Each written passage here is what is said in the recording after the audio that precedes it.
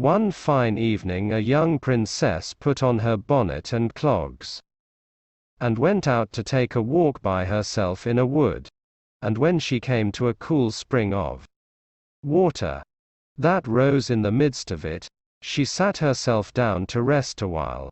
Now she had a golden ball in her hand, which was her favorite plaything, and she was always tossing it up into the air, and catching it again as it fell. After a time, she threw it up so high that she missed catching it as it fell, and the ball bounded away, and rolled along upon the ground, till at last it fell down into the spring. The princess looked into the spring after her ball, but it was very deep, so deep that she could not see the bottom of it. Then she began to bewail her loss, and said, "Alas!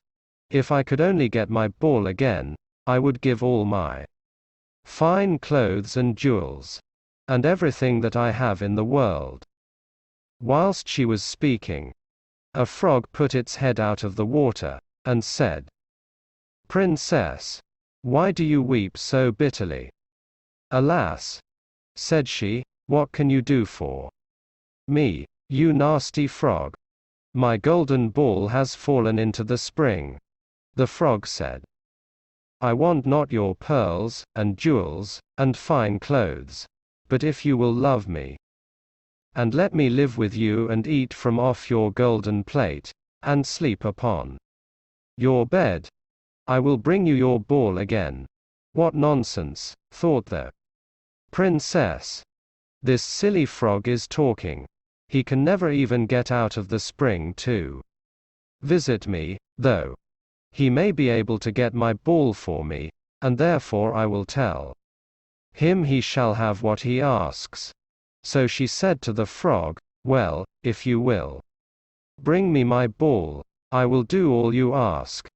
Then the frog put his head down, and dived deep under the water. And after a little while, he came up again, with the ball in his mouth, and threw it on the edge of the spring. As soon as the young princess saw her ball, she ran to pick it up.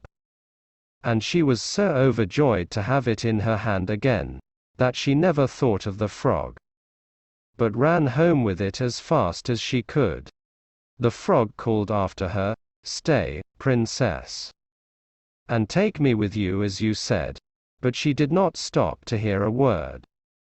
The next day, just as the princess had sat down to dinner, she heard a strange noise, tap, tap, plash, plash, as if something was coming up the marble staircase, and soon afterwards there was a gentle knock at the door.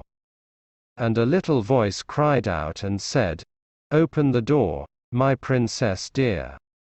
Open the door to thy true love here. And mind the words that thou and I said, by the fountain cool, in the greenwood shade." Then the princess ran to the door and opened it, and there she saw the frog, whom she had quite forgotten.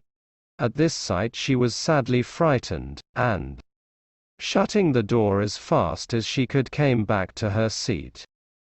The king, her father, seeing that something had frightened her, asked her what was the matter. "There is a nasty frog," said she, "at the door, that lifted my ball for me out of the spring this morning. I told him that he should live with me here, thinking that he could never get out of the spring. But there he is at the door, and he wants to come in." While she was speaking, the frog knocked again at the door, and said, "Open the door, my princess dear, open the door to thy true love here.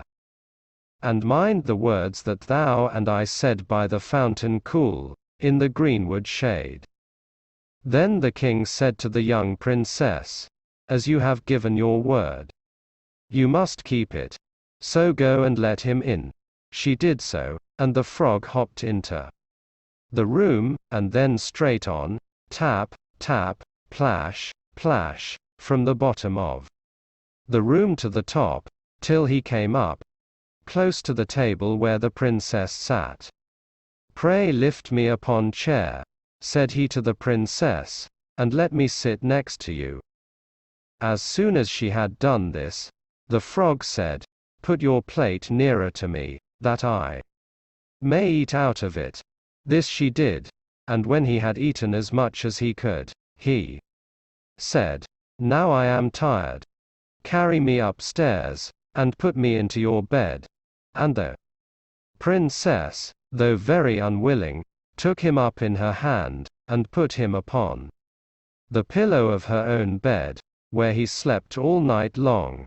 As soon as it was light he jumped up, hopped downstairs, and went out of the house. "Now then," thought the princess, "at last he is gone, and I shall be troubled with him no more."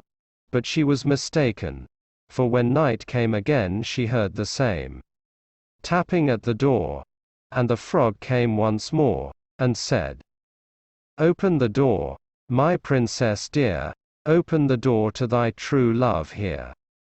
And mind the words that thou and I said by the fountain cool, in the greenwood shade." And when the princess opened the door, the frog came in, and slept upon her pillow as before, till the morning broke. And the third night he did the same.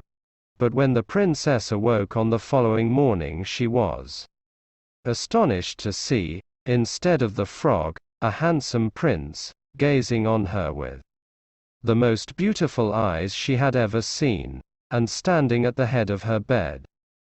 He told her that he had been enchanted by a spiteful fairy, who had changed him into a frog, and that he had been fated so to abide till some princess should take him out of the spring, and let him eat from her plate, and sleep upon her bed for 3 nights. "You," said the prince, "have broken his cruel charm, and now I have nothing to wish for but that you should go with me into my father's kingdom, where I will marry you, and love you as long as you live." The young princess, you may be sure, was not long in saying yes to all this, and as they spoke a gay coach drove up, with 8 beautiful horses, decked with plumes of feathers and a golden harness, and behind the coach rode the prince's servant, faithful Heinrich, who had bewailed the misfortunes of his dear master during his enchantment so long and so bitterly, that his heart had well nigh burst. They then took leave of the king, and got into the coach with 8 horses, and all set out, full of joy and merriment, for the prince's kingdom, which they reached safely, and there they lived happily a great many years.